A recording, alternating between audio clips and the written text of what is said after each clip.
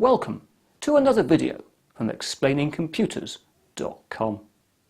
This time I'm going to talk about solid-state disks, otherwise known as SSDs. Today, most SSDs come in the form of memory cards or USB keys. However, over the next few years, we're increasingly going to see SSDs used as replacements for traditional hard disks.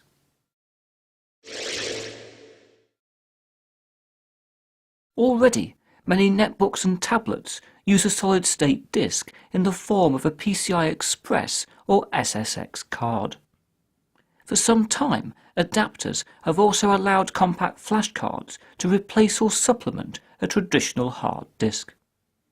However, there are now an increasing number of SSDs being manufactured as direct replacements for traditional hard disks.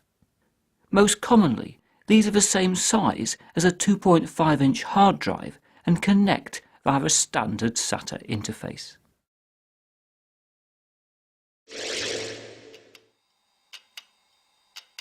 To understand the potential benefits of SSDs, it is best to compare them with traditional hard drives.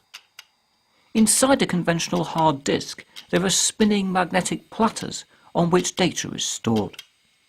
A tiny head at the end of an actuator arm moves about to read and write data to different areas of the disk. This design has served us well for decades. However, it also consumes a fair amount of power and is not always as fast as we would like.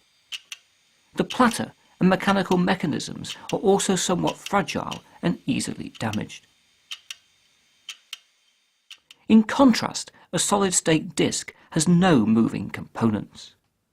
Indeed, if we look inside, we find only a circuit board containing the flash memory chips on which data is stored.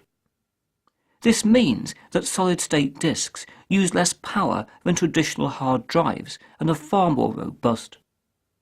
Because an actuator arm is not having to chase across a spinning disk, SSDs can also access all data extremely quickly.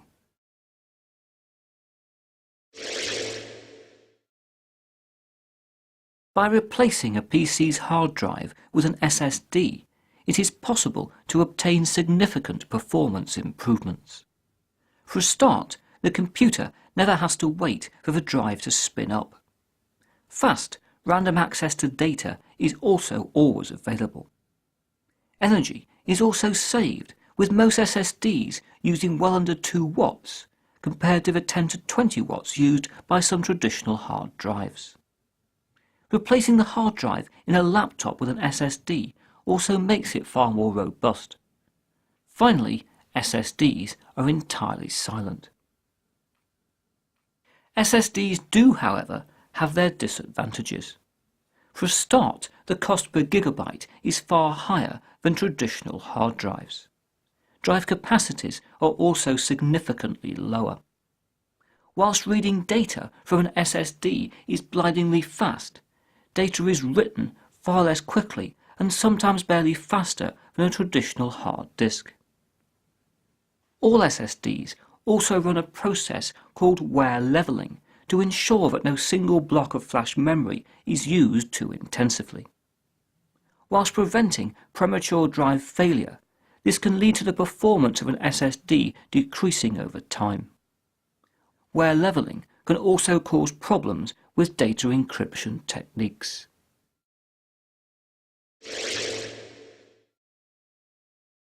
SSDs come in 2 technology variants known as single-level cell or SLC and multi-level cell or MLC. Single-level cell SSDs store 1 bit of data in each flash memory cell. In contrast, multi-level cell SSDs use each cell to store 2 or more bits of data. This makes multi-level cell SSDs significantly cheaper. However, it also makes them slower as data is more difficult to access. If an SSD is being fitted to a PC purely to achieve performance improvement, it is therefore better to opt for a single-level cell device, even if this means buying a disk with a smaller capacity.